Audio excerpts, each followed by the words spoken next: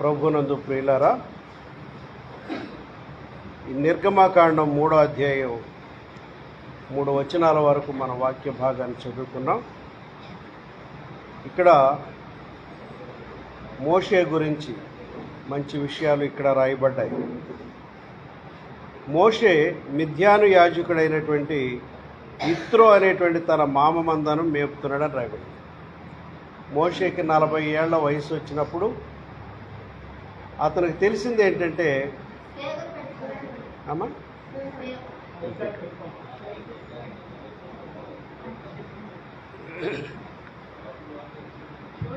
మోషేకి తెలిసిన విషయం ఏంటంటే దేవుడు నన్ను ఒక ప్రత్యేకమైన ఉద్దేశంతో పుట్టించాడు. నేను దేవుని కొరకు ఏదో ఒక పని చేయాలి, అందుకొరకే దేవుడు నన్ను పుట్టించాడు. ఒక పర్పస్ తన జీవితం పట్ల ఉందని తల్లి నేర్పించింది. 40 ఏళ్ల వరకు కూడా ఈజిప్ట్ దేశంలోని ఐగుప్తు రాణి యొక్క కుమారుడిగా పెంచబడ్డాడు. సొంత తల్లి పాలించి పెంచి చిన్నప్పుడు 40 ఏళ్ళు అతనికి ప్రాయం వచ్చింది. తాను ఇశ్రాయేలీయుడినని, ఐగుప్తీయులు వాళ్ళ చేతి కింద మేము బానిసలు అయినామని, దేవుని ప్రజలని నా ప్రజలందరినీ నేను విడిపించి బయటికి తీసుకెళ్లాలని, ఇందు నిమిత్తమే దేవుడు నన్ను పుట్టించిన పర్పస్ ఉందని నా జీవితంలోని అతడు గుర్తించాడు. తల్లి కూడా అలా బోధించింది. నువ్వు అందరిలాంటి వాడు కాదునైనా, ఇశ్రాయేలీయులను విడిపించడానికి, విమోచించడానికి దేవుడిని పుట్టించాడు, నేను దృఢంగా నమ్ముతున్నాను అని బోధించినప్పుడు అది నిజమేనని నమ్మాడు. ఇంచుమించు ఐగుప్తు దేశం ఆ అధికారాలన్నీ తన చేతిలోకి వచ్చే సమయం అది. ఇంకా రాలేదు పూర్తిగా. తాను పెంచుకున్నటువంటి ఆ స్త్రీ యొక్క తండ్రి వెళ్తున్నాడు ఆ రాజ్యాన్ని. సరే, ఇతను ఒక రోజున ఇశ్రాయేలీలు ఎలా కష్టపడుతున్నారు తన సొంత ప్రజలని పరిశీలించడానికి వాళ్ళు చేసే పనుల దగ్గరికి మోషే వెళ్ళటం జరిగింది. అక్కడ ఒక అధికారి ఇశ్రాయేలీని కొట్టి బాధ పెడుతున్నాడు. ఇంకా చేయి అని బాధ. నా ప్రజల్ని కొడుతున్నాడు అనేదాడికి అతని రక్తం ఉడికిపోయి యవ్వన వయసులో ఉన్నాడేమో. అటు ఇటు చూశాడు, ఇంకెవరో ఐగుప్తీయులు లేరు, అందరూ ఇజ్రాయేల్ అని గుర్తించి గట్టిగా 2-3 దెబ్బలు వేసాడు. అటు చచ్చిపోయాడు. అప్పుడు ఏం చేశాడంటే కొంత నేల తవ్వి ఆ నేలలో అతను అక్కడ కప్పెట్టేసి, నా ప్రజలకు న్యాయం చేయటం ఇందుకొరకే దేవుడు నన్ను పుట్టించాడు, నా ప్రజల్ని ఎవడైనా బాధ పెడితే ఆడికి ఇలాగే జరుగుద్ది అనుకుంటూ ఆ రోజు కథ ముగించేసేది ఇంటికి వెళ్ళిపోయాడు. పలానా అధికారి ఇంటికి రాలేదు, ఏమైపోయాడు అందరూ అనుకున్నారు, కానీ రాలేదు. ఏమయ్యాడు ఎవరు వీళ్ళు చెప్పలే సైన్. మరుసటి రోజు తన ప్రజల యొక్క బాధలు చూడటానికి మరలా ఫీల్డ్లోకి వచ్చాడు. పోయేవాడికి ఇశ్రాయేలు ప్రజలు 2 దెబ్బలు ఆడుకుంటున్నారు. ఎవరి దెబ్బలు? తన సొంత ప్రజలే కీసులు ఆడుకుంటున్నారు. ఏమయ్యా, మీరిద్దరు ఇశ్రాయేలే కదా, దేవుని బిడ్డలే కదా, మీరు ఇలా కొట్లాడుకుంటారు న్యాయమా అని తన ప్రజల్ని వారింపటానికి ప్రయత్నం చేశాడు. వాళ్ళల్లో ఒకడంటాడు, నిన్న ఐగుప్తీయుని చంపేసినట్టు నన్ను కూడా చంపేద్దాం అనుకుంటున్నావా? అసలు నేను ఒక మాట అడుగుతాను, నిన్ను మా మీద అధికారిగా తీర్పరిగా అసలు ఎవడు పెట్టాడు? అసలు నీకు ఎవడిచ్చాడు అధికారం మా మీద పెత్తనం చేయమని అడగమని? చూసారండి. అప్పుడు మోషే అనుకున్నాడు, ఈ విషయం వీళ్ళు ఎవడో కూడా చెప్పేస్తాడు ఇశ్రాయేలీయుడు, ఇప్పుడుంటే నాకు ప్రమాదం, ఒక మనిషిని అనవసరంగా చంపేసినందుకు అని. ఈ లోపల రాజుగారు కూడా ఎవడో పితిరీలు చెప్పేస్తాడు, ఏం చేస్తుంది కాబట్టి మోషేని చంపటానికి ప్రయత్నం చేస్తూ మోషే అక్కడి నుండి తప్పించుకుని మిద్యాను దేశం వెళ్ళిపోతాడు. తాను ఇశ్రాయేలుని రక్షిద్దాము, ఇది నా చేతిలో పని అనుకున్న టైంలో అతను దేవుడు వాడుకోలేదు. అతను మిద్యాను దేశానికి పారిపోయి మిద్యానులో ఒక యాజకుడు ఉన్నాడు. మిద్యాను దేశంలో యాజకుడు. ఆ యాజకుడి యొక్క కుమార్తెను అక్కడ పెళ్లి చేసుకుని అక్కడ అతను మందను మేపాడు. ఇప్పుడు 40 ఏళ్ళు ఎలా బ్రతికాడు ఇక్కడ ఈజిప్ట్ దేశంలో? ఈక్వల్ టు యువరాజు గారిలా బ్రతికాడు. అక్కడికి వెళ్ళాక ఒక గొర్రెల కాపరి దగ్గర అసిస్టెంట్గా పనిచేశాడు. అతను గొర్రెలు మేపితే భోజనం పెట్టేటట్లు ఒక పిల్లనిచ్చి పెళ్లి చేశాడు. ఆయన యువకుడని 7 ఎంతమంది అప్పచెల్లెలు అనుకోవాలి, 5. వాళ్ళలో ఒక పెద్దాన్ని ఏం చేసుకుంటాడు, అతను యొక్క మందనం మేపుతున్నాడు. ఇప్పుడు సిచ్యువేషన్ మారిపోయింది. దేవుని ప్రజలను రక్షిద్దాం, దేవుని ప్రజలు విడిపిద్దాం, ఏదో మరి దేవుడి కొరకు గొప్ప కార్యాలు చేద్దాం, చేయాల్సిన టైము వయసు ఇదే అనుకున్న టైంలో తాను అనుకున్నట్టుగా జరగలేదు. తాను అనుకున్నట్టుగా అనుకోకుండా ఒకటి చంపేయటం, ఆ గుట్టు పొరరాజులు తెలిసిపోవటం, ఇతను చంపడానికి ఆయన ప్రయత్నం చేయటం, ఈయన ఆ దేశంలో తప్పించుకుని మిద్యాన్ దేశం రహస్యంగా పారిపోవడం అన్ని జరిగింది. అక్కడ మామగారి యొక్క మందను మేపుతాడు. ప్రియమైన దేవుని బిడ్డలారా, ఇతను అనుకున్న టైం ఏంటంటే నేనే ఈ ప్రజల్ని విడిపించగలను, నా శక్తి సామర్థ్యాలు సరిపోతాయి అనుకున్నాను. కానీ దేవుడు ఆ టైంలో ఇతను వాడుకోలేదు.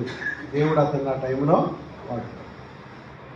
కాబట్టి వేరే చోటుకి వెళ్ళి ట్రైనింగ్ ఇస్తున్నాడు దేవుడు ఇతనికి.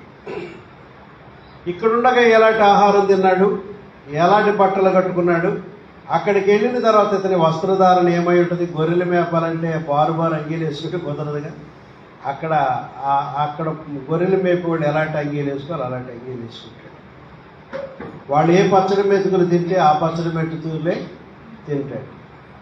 టోటల్గా అతనుండే నివాసం మొదలుకొని తినే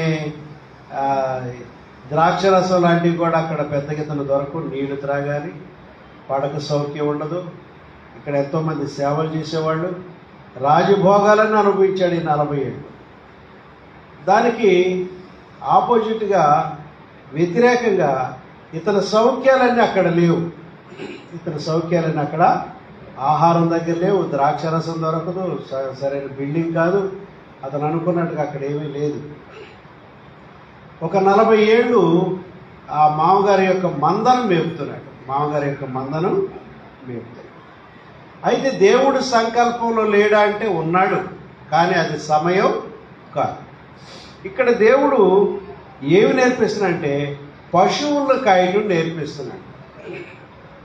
ఏం నేర్పిస్తున్నాడు? ముందు పశువులను కాయటం నేర్పిస్తున్నాడు. ఒకళ్ళ దేవుని సేవకుడిని చేయాలంటే దేవుడు ఒకేసారి సంఘాన్ని అప్పగించడు. కొన్ని ఉంటాయి దేవుడు నేర్పించే పద్ధతి. దేవుడికి స్తోత్రం. చిన్నప్పుడు మా నాన్నగారు కొన్ని బాతులు కొన్నాడు. బాతులు, వాటిని మేపాల్సి వచ్చేది. చేను కోసేసిన తర్వాత ఇంత మోడు ఉంటుంది కదా, ఆ మోడులో గడ్డపడి వెళ్ళాలి, బాతుల్ని తిప్పుకు రావాలి, దూరంగా వెళ్ళిపోతున్న వాటిని మలుపుకు రావాలి, బాతులను ఆనవర కట్టాలి, మన బాతు ఏదో మన బాతు కాలేదో ఇతరులకు ఏదో గుర్తుపట్టాలి, వాటి ముక్కుల మీద కాల్చి గుర్తులేస్తారు. ఇలా వేస్తే ఒకళ్ళది, మరి ఇలాగా వేస్తే ఒకళ్ళది, అడ్డంగా ప్లస్ గుర్తు వేసినా ఇంటూ గుర్తు కాల్చి వేస్తారట ముక్కుల మీద. వాటిని బట్టి ఆనవర కట్టాలి. పై రూపమే కాదు, వాటి ముక్కులు చూసి పట్టుకుని ఇది మంద కాదు మంద అనుకుని గుర్తుపట్టుకుంటా ఉంటాయి. అలా బాతులు నేర్పాం. ఇటు ఆకువీడు పొలాల్లోకి, ఇటు ఆకువీడు పశ్చిమ గోదావరి ఆ ప్రాంతంలోకి మా నాన్నగారు మమ్మల్ని కూడా తీసుకెళ్ళి, నేనే పెద్దను తీసుకెళ్ళి ఆ మోడ్లో మేపి తర్వాత తీసుకొచ్చాను. ఒక పద్ధతి, అంటే చిన్న ట్రైనింగ్. తర్వాత 6వ తరగతికి వచ్చిన తర్వాత ఇక్కడ 6వ తరగతి తప్పాను. 6వ తరగతి తప్పటం అంటే పెద్ద ఆశీర్వాదం. హాజరు లేకదండి. పల్లెటూరు నుంచి టౌన్ వచ్చిన తర్వాత కుర్రాడు నేర్పించారు. ఇక్కడున్న కుర్రాడు మనం స్కూల్కి వెళ్ళక్కర్లేదు, గంట కొడతారు. గంట కొట్టేటప్పటికి మన ఇష్టం లేకపోతే ఈ పీరియడ్ లెక్కలు కానీ ఇంగ్లీష్ కానీ హిందీ కానీ ఇష్టం లేదు, బయటకు వెళ్ళిపోవచ్చు. మరలా బెల్ల కొట్టినప్పుడు చేరిపోవచ్చు అని చెప్పి ఇదేదో బాగుందే సూత్రం అనుకుంటూ బయటికి వెళ్ళిపోయాడు. వాళ్ళు నేను బయటికి వెళ్ళిపోయి అవతల కాలగట్టు మీద, డిగ్రీ కాలేజీ అవతల కాలగట్టు మీద బోధుల్లో ఏదో ఆటలాడుకుని పీరియడ్లు అయిపోయిన తర్వాత వచ్చి పుస్తకాలు చదువు. దాని మీద బడి దొంగ అని రాశారు నా పుస్తకాల మీద. పిల్లలు బడి దొంగ. ఆ పుస్తకాలు తీసుకుని ఇంటికి వచ్చాడు. సరే, నాకు అటెండెన్స్ చాలక ఫెయిల్ చేశాను. అటెండెన్స్ లేక స్కూల్కి వెళ్ళలేదంటే ఇద్దరు టిఫిన్లు పెట్టి పంపించేది మా మామ. తిండి దట్టిగానే ఉండేది. అప్పుడు ఇద్దరు టిఫిన్ అంటే చాలా గౌరవం అనమాట. అందరూ సొంత టిఫిన్లు తెచ్చుకుని నేను ఇద్దరు టిఫిన్ పట్టుకెళ్ళాడు. మంచి బరువు ఉండేది. కానీ అటెండెన్స్ లేదు, తప్పాను. ఇక్కడ శర్మ గారని తామరకొల్లో టీచర్ గారు ఉండేవాడు, ఇంగ్లీష్ టీచర్. ఇక్కడ క్లాసులో నీ కొడుక ఇతను మరి ఆల్రెడీ ముందే తెలుసుంటే ఇటు అటెండెన్స్ వేసి పాస్ చేసేవాడురా, ఇప్పుడు నేను ఏం చేయలేను, ఫెయిల్లో పెట్టేశారు, ఇప్పుడు కుదరదు అని చెప్పాడు. సరే, తర్వాత నన్ను రాజమండ్రి హాస్టల్లో వేశారు. అక్కడ 10th వరకు చదువుకున్నాను. అక్కడ హాస్టల్లో లీడర్షిప్ ఇచ్చారు నాకు. లీడర్షిప్ జనరల్ కమాండర్ అంటారు. జనరల్ కమాండర్ అంటే ఇప్పుడు మిలిటరీలో ఉంటాయి కమాండర్షిప్లు, అలాంటి పోస్టింగ్ అనమాట. అంటే అందరినీ మనం వార్డెన్ కింద మనం ఉండి మనం వీళ్ళందరినీ కూడా పనులు చేయించడం, డ్యూటీలు. ఇలా దేవుడు కొన్ని లీడర్షిప్లు ఇస్తాడు. ఆ లీడర్షిప్ల తర్వాత మనం సేవకులు అవుతామని అర్థం. హల్లెలూయా. మోషే మిద్యాను యాజకుడైనటువంటి యిత్రో అనేటువంటి తన మామ మందను మేపుతున్నాడు. ఇది ఎంతో కాలం అదే తరబీదులో ఉండిపోం. ఎవరి కింద మనం అదే పనిగా పనిచేయాల్సిన అవసరం కూడా ఉండదు. దేవుడు ఒకానొక సమయం వచ్చినప్పుడు దేవుడు తన బిడ్డను వాడుకుంటాడు. హల్లెలూయా. ఇతని జీవితం, మోషే జీవితం 40 సంవత్సరాలు ఫరో దగ్గర బ్రతికాడు. ఈజిప్టులో 40 సంవత్సరాలు మిద్యానులో మంద కాశాడు. 40 సంవత్సరాల కాలంలో ఇశ్రాయేలీయుల్ని ఐగుప్తు దేశం నుండి కనాను దేశాన్ని నడిపించేటువంటి పరిచర్యలో దేవుడు వాడుకున్నాడు. సరే, మొదటి వచ్చిన 2వ భాగంలో ఆ మందను అరణ్యం అవతలకు తోలుకొని దేవుని పర్వతమైన హోరేబునకు వచ్చెను. ఎక్కడ తీసుకొచ్చాట? ఆ మందను అరణ్యం అవతలకు తోలుకొని దేవుని పర్వతమైన హోరేబు అనేటువంటి ప్రాంతానికి వీటిని నడిపించాడు. ఇక్కడ ఆ మందను అరణ్యం అవతలకి దాటించాలి. అరణ్యం అంతా చిక్కులు ఉంటుంది. అక్కడ ఒకవేళ క్రూర మృగాలు అలాంటివి మాటేసింది జంతువుల్ని వీటిని తినేయచ్చు. కాబట్టి అరణ్యంలో గొర్రెలు మేపటానికి అంత తేలికైన విషయం కాదు. ప్లెయిన్ ల్యాండ్ ఉండాలి, ఎన్ని గొర్రెలు కనపడాలి. కాబట్టి ఈ మందను అరణ్యం అవతలకు తోలుకొని అక్కడ దేవుని పర్వతం అనబడినటువంటి హోరేబు అనేటువంటి స్థలానికి ఇతను వచ్చాడు.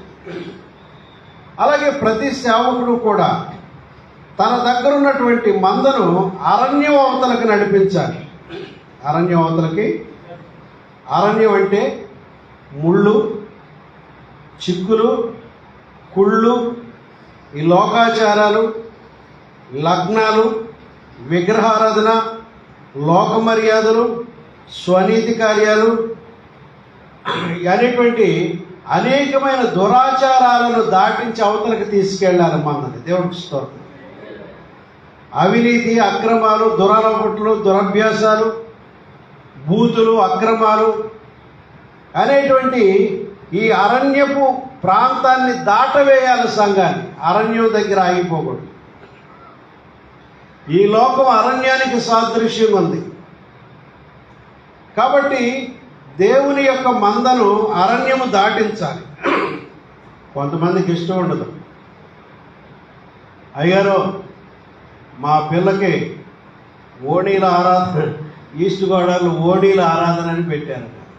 ఏంటండి ఓణీల, ఇదొక ఆరాధన, ఓణీల ఆరాధన అని బ్యానర్స్ కట్టేసి పెట్టారు. మన సంఘంలో ఓణీల ఆరాధనలు, పెద్ద మనిషి అయిన కోటాలు ఇవన్నీ బ్యాన్ చేసి పడేస్తారు. ఎందుకంటే మీ పాప పెద్ద మనిషి అయిన సంగతి ఎవరు తెలవకూడదు, ఇదంతా అలా ఉంచారు. కాబట్టి ఏదో కార్యక్రమాన్ని మనం ఫోకస్ చేయాలనుకుంటే అదొక దురాచారం. ఈ దురాచారాలను దాటించాలి సంఘాన్ని. నేను చెప్పేది మీకు కొంచెం బాధాకరంగా ఉండొచ్చు. మీ బంధువుల దృష్టిలో ఫంక్షన్ పెట్టలేని వాడు కనిపించవచ్చు. ఏమైనా కానీ మా పాస్టర్ గారు ఎలా చెప్పారు, ఇలా చేయొద్దన్నారు, నేను చేయట్లేదని మీరు మీ బిడ్డల విషయాల్లో మంచి నిర్ణయాలు తీసుకోండి. వారి వివాహ కార్యక్రమం వచ్చే వరకు కూడా మీ యవ్వన బిడ్డలను అలా దాయండి. దేవుడికి స్తోత్రం. కాబట్టి ప్రియమైన దేవుని బిడ్డలారా, మనం ఏం చేయాలంటే మన దగ్గర ఉన్నటువంటి ఈ మందను అరణ్యము దాటించే పని దైవ సేవకుడు చేస్తాడు. ఈ లోకాచారాలు, అన్యాచారాలన్నిటి నుంచి విడిపించాలి, వాటికి దూరంగా తోలికెళ్ళాలి. దేవుని పర్వతం అనబడినటువంటి హోరేబుకు తీసుకెళ్ళాలి. అక్కడ దైవ ప్రత్యక్షతను చూపించాలి. అదనమాట దైవ సేవకుడు చేసేటువంటి ప్రయత్నం. దేవుడికి స్తోత్రం. హల్లెలూయా. అక్కడికి వెళ్ళిన తర్వాత 2వ వచనం చూద్దామండి. ఒక పొదనడిమిని అగ్నిజ్వాలల్లో యెహోవా దూత, అనగా యేసుక్రీస్తు ప్రభువారి యెహోవా దూతగా అప్పట్లో ఉన్నాడు, అతనికి ప్రత్యక్షమాయను. దేవుడికి స్తోత్రం.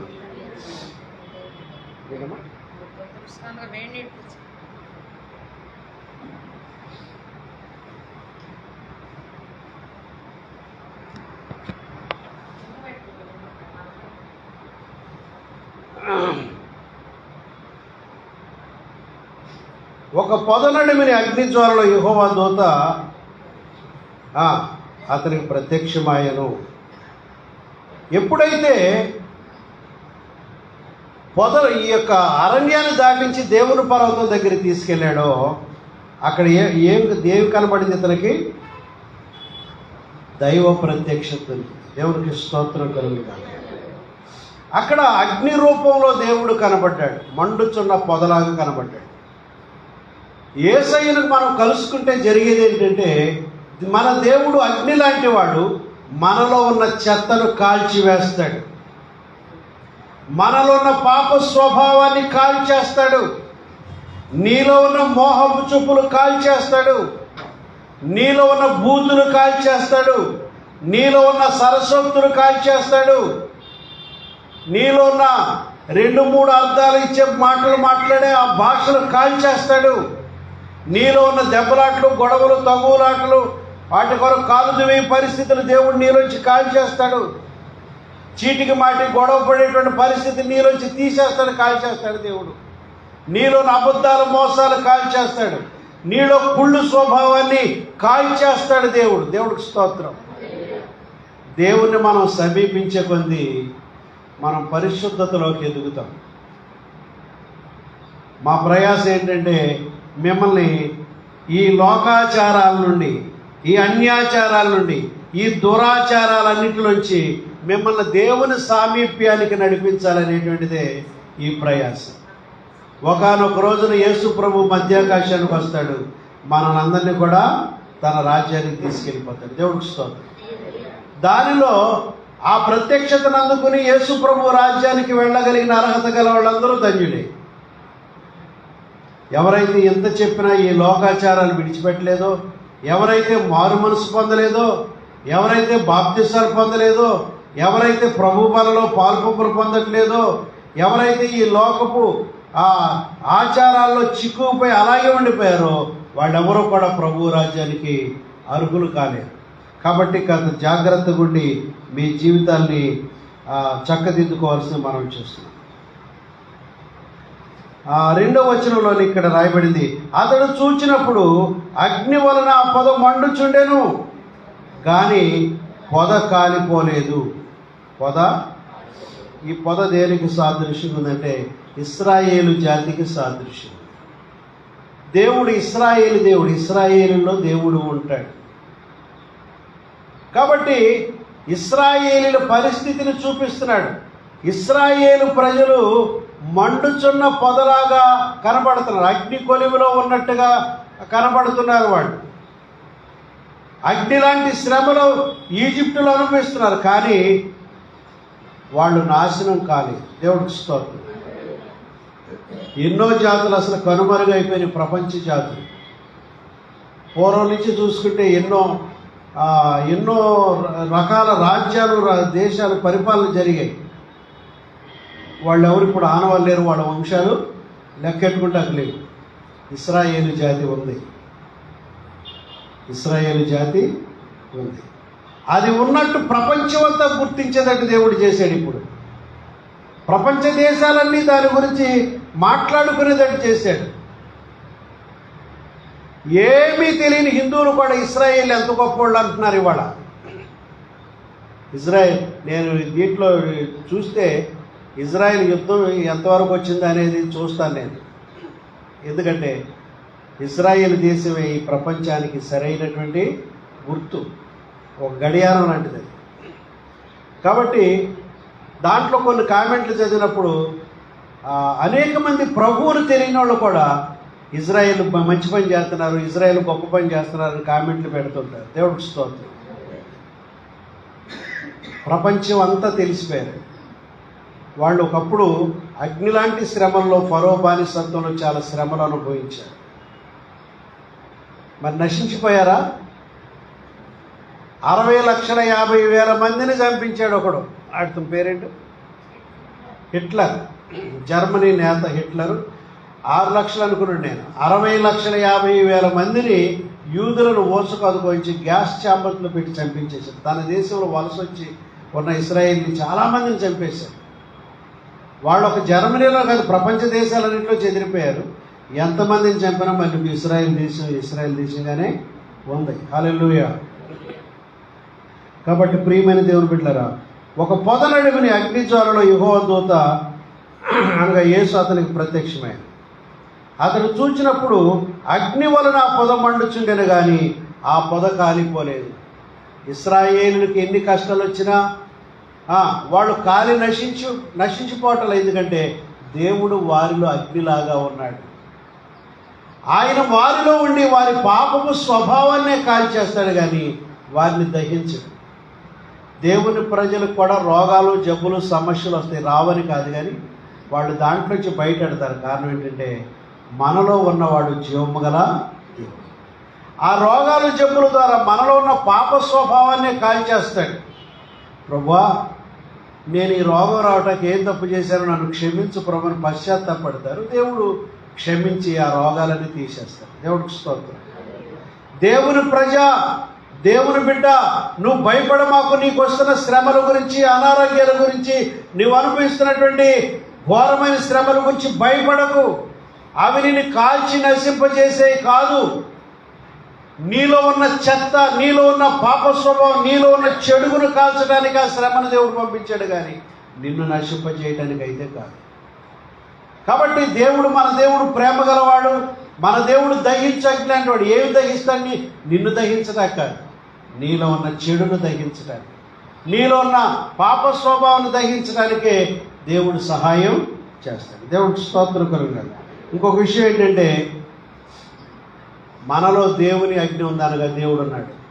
మనకెవడన్నా కీడు చేయడానికి ట్రై చేస్తే వాడే కాలిపోతాడు. దేవునితో కానీ దేవుని బిడ్డలతో ఎవడన్నా పెట్టుకుంటే నాశనం అయిపోతాడు. ఇప్పుడు జరిగేది అది. ఇశ్రాయేలుతో పెట్టుకున్నారు పోయిన సంవత్సరం అక్టోబర్ 7 ఇప్పుడు పెట్టుకున్నారు వాళ్ళతో. ఇప్పుడు ఆ లెబనాన్ కానీ, ఇరాన్ కానీ, హౌతీ కానీ, హిజ్బుల్లా కానీ, ఈ తీవ్రవాదులందరూ అగ్నిలో మండిపోయినట్టు మండిపోతున్నారు. నిజమా కాదండి? దేవుని ప్రజలతో పెట్టుకున్నప్పుడు వాళ్ళు ఏమైపోతున్నారు? అగ్నిగుండంలాగా ఉంది వాళ్ళ దేశాలు. కాబట్టి హమాస్ తీవ్రవాదులు, హిజ్బుల్లా తీవ్రవాదులు, హౌతీ తీవ్రవాదులు, వీళ్ళందరూ, ఇరాన్ పోషించిన వాళ్ళందరూ ఇప్పుడు అగ్నిగుండంలో బ్రతులు పట్టి ఎంతమంది చచ్చిపోతున్నారో రోజు. దేవుడితో దేవుడు ప్రజలతో పెట్టుకుంటే దేవుడు ఊరుకోడు. దేవుడు వాగ్దానం ఉంది ఇశ్రాయేలుకి, మిమ్మును ముట్టినవాడు నా కనుగుడ్డును ముట్టినట్టే అన్నాడు దేవుడు. కాబట్టి దేవుని ప్రజలు ఎవడని టచ్ అయితే దేవుడు వాడిని అంతం తేల్చేదాకా వదలడు. నువ్వు దేవునికి అంత ప్రాముఖ్యమైన వాడవు. నువ్వు ఇతరుల జోలికి వెళ్ళవు, ఇతరుల నాశనం కోరుకోవు, ఇతరులు క్షేమంగా ఉండాలని అందరి గురించి అనుకుంటావు. కానీ నీ జోలికి ఎవడని వస్తే దేవుడు వాడిని కడ తీర్చేస్తాడు. ఒకప్పుడు అమాలేకీలు అనేవాడు అలాగే ఇశ్రాయేలీలకు అడ్డకు వచ్చేసి వాళ్ళలో కొంతమందిని చెబితే అసలు అమాలేకీలు అనేవాడు భూమి మీద ఉండకుండా నశింపజేయమని దేవుడు చెప్పాడు. ఎందుకంటే నా బిడ్డలను ముట్టుకుంటే నేను ఓర్చుకోనని. దేవుడికి స్తోత్రం. మిమ్మును ముట్టినవాడు నా కంటి పాపను, మిమ్మును ముట్టినవాడు నా కంటి పాప ముట్టునని సెలవిచ్చిన దేవుడు విచ్చిన దేవుడు కాచెను గతకాలం, నన్ను కాచెను గతకాలం, కృపలను తలచుచు ఆయుష్కాలమంతా కృతజ్ఞతతో స్తుతింతున్. ఆయుష్కాలం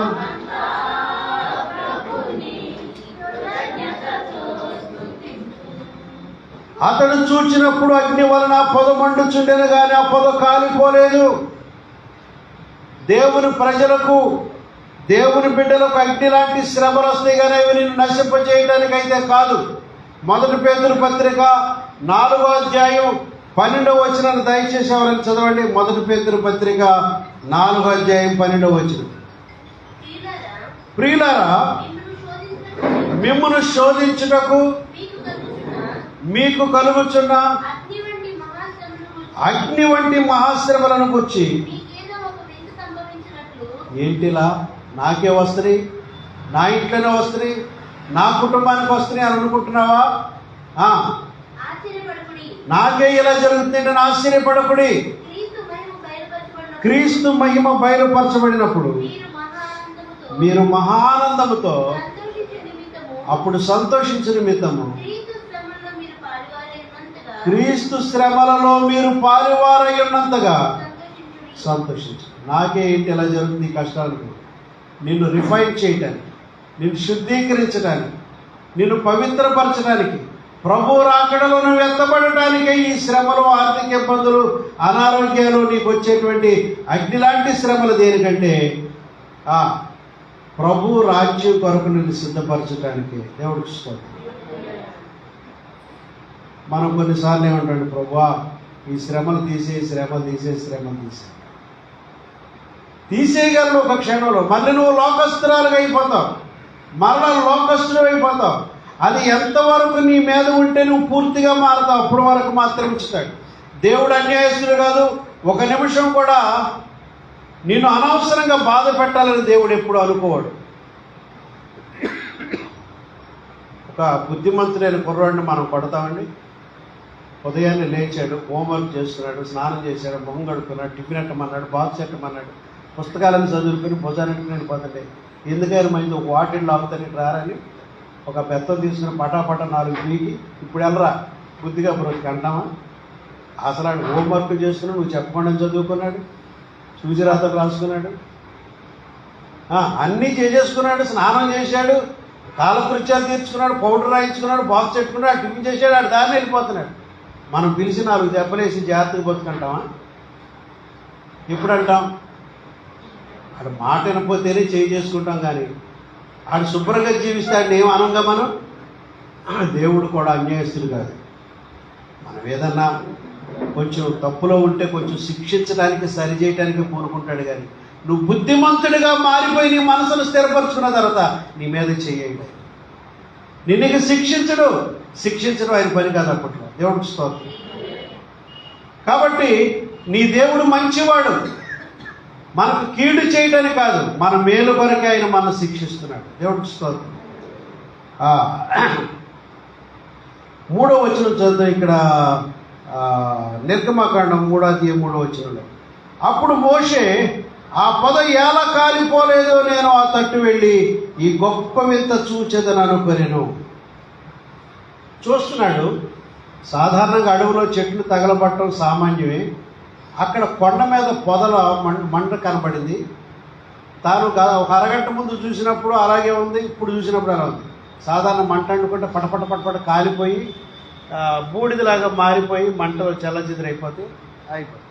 కానీ ఒక పచ్చని పొదలాగా ఉంది, మంటలాగా ఉంది. అలాగే మంటలు కలుగుతున్నాయి, కానీ ఆ పచ్చ పొద బూడిదగా మారిపోయింది. ఏంటి వింత, ఏంటి ఇలా జరుగుతుందని మోషే దగ్గరికి వెళ్ళి ఆ వింత చూద్దాం అనుకున్నాడు. దేవుడే మోషేను తన తట్టు ఆకర్షిస్తున్నాడు. ఆ క్రియ ద్వారా తన గొప్ప కార్యాలు, దేవుడు చేయబోయే వింతలు భవిష్యత్తులో చూపాలని దేవుడే అతన్ని తన వైపు, ఆ మండుచున్న పొద వైపు దేవుడు అతన్ని ఆకర్షిస్తున్నాడు. దేవుడు స్తోత్రం. 4వ వచనం చూద్దాం. దేవుడు ఆ పొద నడుము నుండి మోషే మోషే అని అతను పిలిచాను. దేవుడు ఆ పొద మోషే ఆ తట్టు వస్తుంటే ఏమని పిలిచాడు దేవుడు? మోషే మోషే అని అతను పిలిచాడు. అవును ప్రియులారా, నీ పేరు తెలుసు. జక్కయ్య ఆ చెట్టు మెచ్చి దిగమని ప్రభువు పిలిచాడు. మన పేరు, మన అడ్రస్, నీ జాతకం అన్నీ దేవుడికి తెలుసు. మనం ఏ స్థితిలో ఉన్నామో కూడా దేవుడికి తెలుసు. ఏ కష్టంలో ఉన్నావో తెలుసు. ఏ విధమైన ఇబ్బందులు, ఇరకాటలు ఉన్నావో తెలుసు. అన్నీ తెలుసు దేవుడికి. నీ గురించి ఎవడో దేవుడికి రికమెండేషన్ చేయక్కర్లా. వాడు ఎలాగంటే అలాగనే చెప్పక్కర్లా. దేవుడికి అన్నీ తెలుసు. మోషే మోషే అని అతను పిలిచాడు. మొదటి సమూయేలు గ్రంథంలో బాలుడైన సమూయేలు పిలిచాడు. సమూయేలు అని అతను కూడా పిలిచాడు. దేవుడికి స్తోత్రం. మన పేరు పెట్టి పిలవగలిగిన దేవుడు ఆయన. అందుకైన 5వ వచనంలో, అందుకైన దగ్గరకు రావద్దు, దేవుడు రావటానికి ఏర్పాటు చేశాడు, కానీ ఎలా పడితే అలా రాకూడదు. దేవుడి దగ్గరికి వచ్చేటప్పుడు దగ్గరకు రావద్దంటే అక్కడ ఏమన్నాడు? రిమూవ్ యువర్ శాండల్స్, నీ పాదముల నుండి నీ చెప్పులు విడువు, నీవు నిలిచియుండు స్థలము పరిశుద్ధం. యోబు గ్రంథం 11వ అధ్యాయం 14వ చరణం చూద్దాం. యోబు గ్రంథం. దేవుడి దగ్గరికి వచ్చినప్పుడు మనం సరి చేసుకోవాలి. యోబు గ్రంథం 11:14. ఒకవేళ నీ చేతులను పాపం అంటి ఉన్నట్టు లేదా పాపం ఉన్నట్టు నువ్వు చూచినట్లయితే దాన్ని విడిచిపెట్టేసి రా దేవుడి దగ్గర. దాన్ని విడిచిన ఎడలా నీ గుడారములో నుండి దుర్మార్గతను నీ గుడారములో నీ ఇంటిలో లేకుండా కొట్టివేసిన ఎడలా నీవు నిశ్చయముగా నిర్దోషివై నీవు సంతోషిస్తావు. చూడండి ఏం చేస్తాను, నీవు నిర్భయుడు ఉంటావు. నిశ్చయముగా నేను సంతోషింపజేస్తాను. నీ చేతుల్లో పాపం ఉంటే పాపాన్ని వదిలేస్తావు. నీ ఇంటిలో, నీ గుడారములో, నీ ఇంటిలో ఏదన్నా దేవునికి వ్యతిరేకమైన పాపం జరుగుతుంటే అలాంటివి జరగటానికి అవకాశం వద్దు. నీ ఇల్లు పరిశుద్ధంగా ఉండాలి. అది దేవుడు నీతో కలిసి నివసించే స్థలం అని నువ్వు అనుకోవాలి. దేవుడు నీ ఇంటిలో తిరుగులాడుతాడని నమ్మాలి. దేవుడు నీ ఇంటిలో ప్రతి గదిలో కూడా తిరుగుతాడని నమ్మాలి. దేవుడు ప్రతిసారి నేను పరిశీలన చేస్తాడని నమ్మాలి. కనీసం భార్యను కూడా దూషణ మాట్లాడకుండా మనం బ్రతకాలి. ఎవరు లోపంటే భర్తకు భార్య లోపం. మరి ఈవిడి తిడితే కాదు, వీళ్ళ అమ్మను కూడా కొట్టాడు. అమ్మ ఏం చేస్తారు అమ్మవాడు? దేవుడు అదే చెబుతుంది. దేవుడు నీతో ప్రక్కన ఉంటాడు, నిన్నే మొట్టుకేస్తాడు. అలా భార్యలను అలా కూతురు తిట్టి విడిచిపెట్టాడు. పిల్లల్లో కూడా అసభ్యంగా మాట్లాడు, నానా రోత మాటలు మాట్లాడుతాడు. మన గృహాలు అలా ఉండకూడదు. యేసయ్య మనతో సంచరిస్తున్నాడు, దేవుని ఆత్మ మనలో ఉంటున్నాడని నమ్మి మనం చాలా పవిత్రతగా బ్రతకడం నేర్చుకోవాలి. చాలా విధేయతగా ఉండాలి. దేవుడికి అనుకూలమైన వాతావరణంలాగా మన ఇల్లు ఉండాలి. ఎవరైనా ఒక పెద్ద ఆయన వస్తున్నాడు ఇవాళ మన ఇంట్లో కంటే అన్నీ క్లీన్ చేసి పెట్టేసుకుంటాం. వంటగదిలో ఎక్కడ ఉంటాయి, కడగాల్సినవి కడిగేటట్టు ఒక ప్రక్కన పెడతాం, అన్నీ నీట్గా ఉంటాయి. బెడ్రూమ్ బాగా ఉంచుకుంటాం, బాత్రూమ్ లాంటివి బాగా ఉంచుకుంటాం. పెద్ద ఆయన ఒకవేళ ఇంట్లోకి వస్తాడు దాన్ని మళ్ళీ సర్ఫైస్ వేసి నీట్గా చేసి మన దేవుడు కూడా నీ గృహంలోకి వస్తాడు. కాబట్టి నీ ఇల్లు శుభ్రంగా ఉండాలి, నీ వాతావరణం శుభ్రంగా ఉండాలి, నీ పద్ధతులు బాగుండాలి. ఏదో ఒకరోజు విజిట్ చేసి వెళ్ళిపోయాడు కదా, నిరంతరం నీతో ఉంటాడు. ఆయన నీతో నిరంతరం ఉండటానికి కావలసిన అనుకూల వాతావరణం ఏర్పాటు చేసుకుంటే నీ చిక్కులు, నీ సమస్యలు, నీ బాధలని తీసేస్తాడు. ఒక పిల్ల కానీ ఉసూరుమంట కూర్చుంటుంది, దాన్ని ఇంట్లో కూర్చుంటుంది అనుకోండి, తల్లిదండ్రులు అలా చూత ఊరుకుంటారు, డాక్టర్ దగ్గర తీసుకెళ్తారు. చెప్పండి, దగ్గుతూ అనుకుంటా ఒక చిన్నపిల్ల ఇప్పుడు దగ్గుతూ ఉంటుంది అనుకోండి, ఏమో దీనికి టీవీ సోకిందేమో ఏముందో చచ్చిపోతా అనుకుని దయతో ఏం చేస్తాము? మన పిల్లల మీద ప్రేమతో దయతో ఏం చేస్తాం? మంచి స్పెషలిస్ట్ తీసుకుంటాం. మన యేసయ్య నీతో తిరుగుతాడు కాబట్టి మీలో అందరికి ఆరోగ్యం కలుగు చేస్తాడు. దేవుడు ఇస్తాడు. నీటిలో ఆర్థిక ఇబ్బంది ఉందనుకోండి, ఆ ఆర్థిక ఇబ్బందిని దేవుడు తీసేస్తాడు. నీ బిడ్డల్లో మీరు అందరూ ఆరోగ్యంగా ఉండాలని దేవుడు చూస్తున్నాడు. మీరు సంతోషంగా ఉండాలని చూస్తున్నాడు. మీరు సంతోషంతో ఆయన ఆరాధించాలని చూస్తున్నాడు. కాబట్టి ఆయన మీ మధ్య తిరుగుతాడని మీరు గమనించాలి. ఏమా ఆయన మీ మధ్య మనం ఏం తీసేసుకోవాలంటే మన చేతుల్లో పాపం ఉంటే ఆ చేతుల్లో పాపాన్ని వదిలేసుకోవాలి. నీ గుడారములో ఏమైనా అపరాధ దోషాలు ఉంటే అవన్నీ తీసేసుకోవాలి. అదే చెప్తున్నాడు, నీ పాదముల నుండి నీ చెప్పులు విడువుము అంటే నీ అపవిత్రతనంతా కూడా తొలగించుకోమని చెప్తున్నాడు. నిన్ను అంటి ఉన్న అపవిత్రతని కూడా వదిలేసేయని చెప్తున్నాడు. సామెతల గ్రంథం 8వ అధ్యాయం 13వ వచనం కూడా చదువు. సామెతలు 8:13.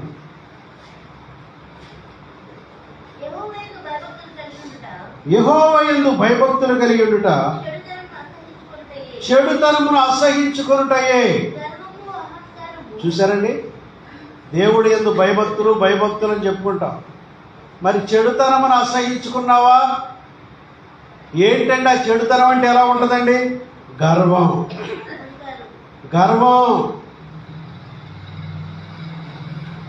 కూస్తంత సంపాదిస్తే గర్వం వచ్చేది,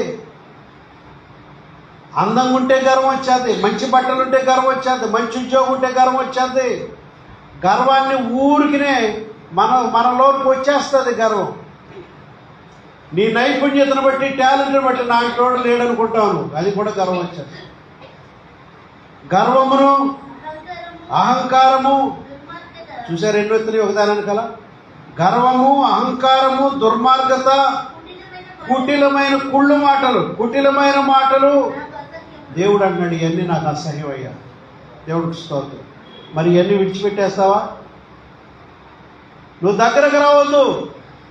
నీ కాళ్ళనున్న శాండల్స్ దూరం గిడు. నీలో ఉన్న అపవిత్రతతో వచ్చే మాకు అవి వదులుకునిరా. కాబట్టి దేవుడు అందరిని ఆహ్వానిస్తున్నాడు. ప్రయాసపడే భారం మోసుకుని సమస్త జనులారా నా ఎదుగు రమ్మని. ఎలా రమ్మంటున్నాడు? నా దగ్గరికి రాగానే నీలో ఉన్న అపవిత్రతను వదిలిపెట్టేసుకుంటే ఇష్టపడరా, నేను నీకు దీవిస్తాను. కొంతమంది వస్తారు, ముందు నన్ను బాగు చేసేయమనండి, ఆ దేవుడు నమ్ముకుంటా. అసలు చేయండి, అసలు అందుకొరకు రాలేదు ప్రభు, బాగు చేయడానికి, జబ్బులు తీసేయడానికి, ఆటి కొరకరా. అది ఒక భాగం అంతే. నీకు ఆయన దేవుడు, ఆయన నీ రక్షకుడు, నీకు పరలోకం చేర్చేవాడు, నరకం నుండి తీర్పుని తప్పించే దేవుడు ఆయన. ఇది చేయమని నమ్ముతా. మా బిడ్డ కొన్నటువంటి ఆ మోగ వ్యాధిని తీసేయమని అప్పుడు నేను దేవుడిని నమ్ముతా. దేవుడికి అంత బాధ తీయపోతే నమ్మాను, నమ్మకపోతే నమ్మాని దేవుణ్ణి. కొంతమంది ఆంక్షలు పెడతారు దేవుడికి. అసలు వాళ్ళ ఇల్లు వదిలి దేవుడి సన్నిధికి రారు, దేవుడికి విధేయతగా తమ బ్రతుకుని మార్చుకోరు. ఇది చేస్తే నమ్ముతామండి. కాబట్టి ప్రియమైన దేవుని బిడ్డలారా, మనం విడిచిపెట్టవలసినవి గర్వము, అహంకారము, దుర్మార్గత, కుటిలమైన మాటలు. ఇవన్నీ కూడా నాకు అసహ్యం అంటున్నాడు. ఇవన్నీ విడిచిపెడతావా దేవుడి కొరకు నువ్వు? నీ త్రాగుడు, నీ బూతులు, విగ్రహారాధన ఇవి కూడా విడిచిపెడితే దేవుడితో నీకు స్నేహం కుదురుతుంది. ఇప్పుడు 7వ వచనం చదవమ్మా. నిర్గమకాండ 3:7 వచ్చిన.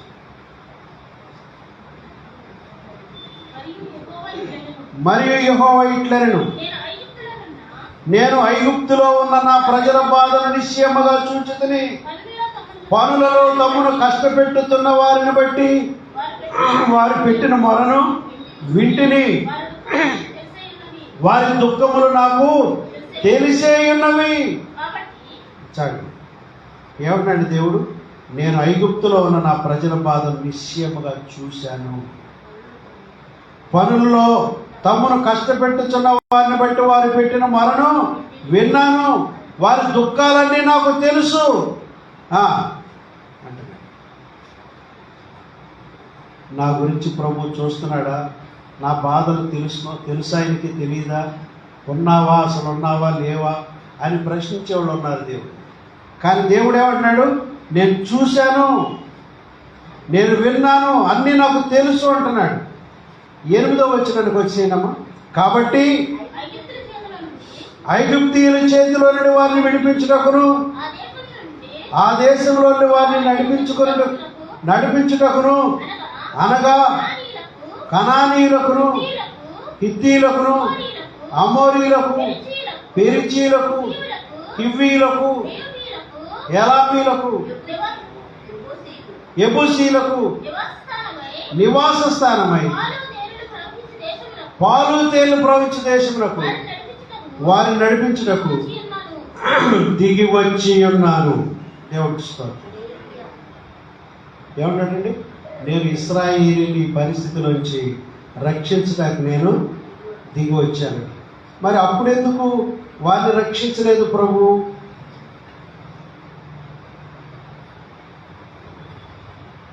మరి మోషేని ఆ 40 సంవత్సరాల కిందట ఎందుకు వాడుకోలేదు?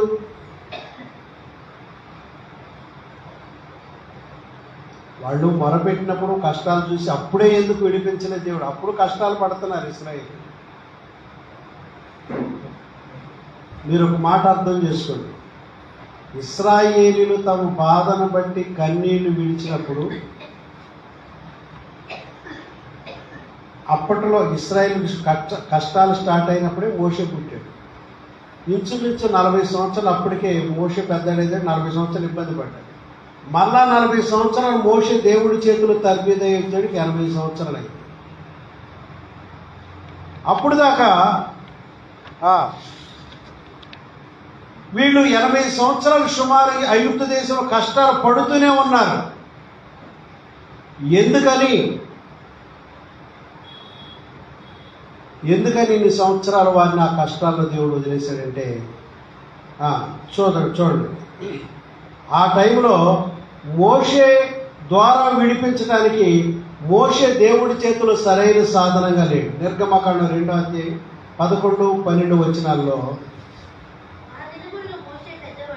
ఆ దినములలో మోషే పెద్దవాడై తన జనుల యొద్దకు పోయి వారి భారములను చూచెను. అప్పుడు అతడు తన జనులలో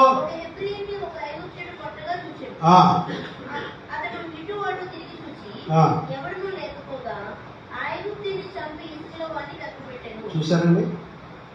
ఆ టైంలో దేవుడి తన నాయకుడిగా ఎన్నేసుకునే కరెక్ట్గా ఎన్నుకుంటే ఎదిరించిన ప్రతి ఒక్కరిని మట్టు పెట్టి చంపేసాడు. ఈయన కొన్న విద్యలు బట్టి, తెలివితేటలు బట్టి బయటికి. అలా ఉంటే దేవుడు వాడుకోలేడు. ఒక దేవుడి సేవకుడుగా దేవుడి చేతిలో పని చేయాలంటే అలాంటి స్వభావం ఉండకూడదు. ఎంతోమంది నాయకుడిని ఎదిరించేవాళ్ళు ఉంటారు, నాయకుడిని దూషణ మాటలు మాట్లాడేవాళ్ళు ఉంటారు. ఎన్నో అవమానపరిచే విషయాలు కూడా సేవలో ఉంటాయి.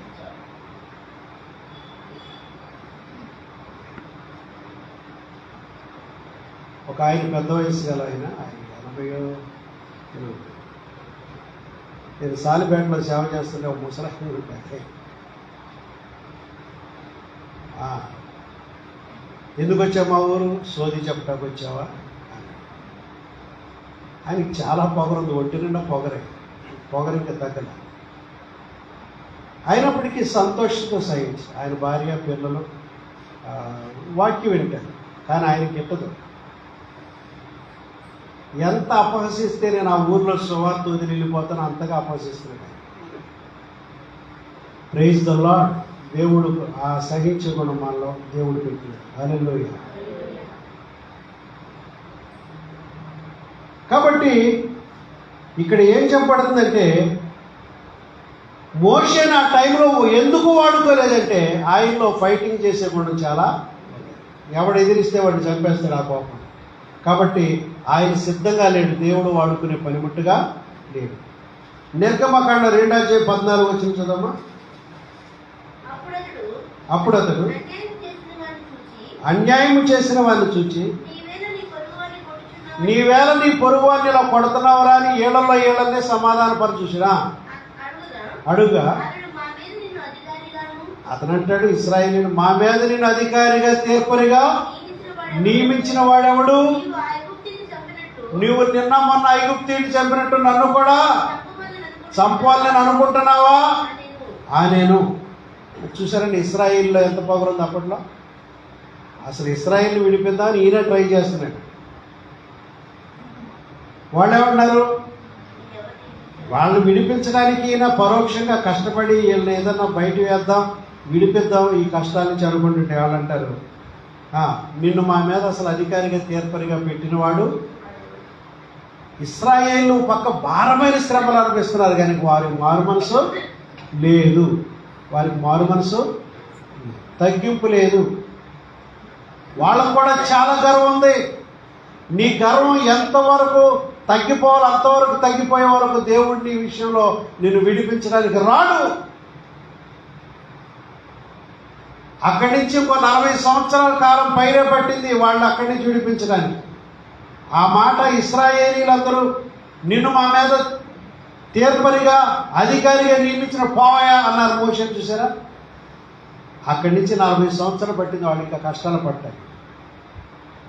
ఇన్ని సంవత్సరాలు వాళ్ళు అలా కష్టాలు అనిపించిన గల కారణం ఏంటంటే వాళ్ళు దేవుడు వాళ్ళు విడిపించడానికి వాళ్ళు ఇంకా సంసిద్ధులుగా, వాళ్ళలో గర్వం అహంకారం పొగరు అన్నీ తగ్గన.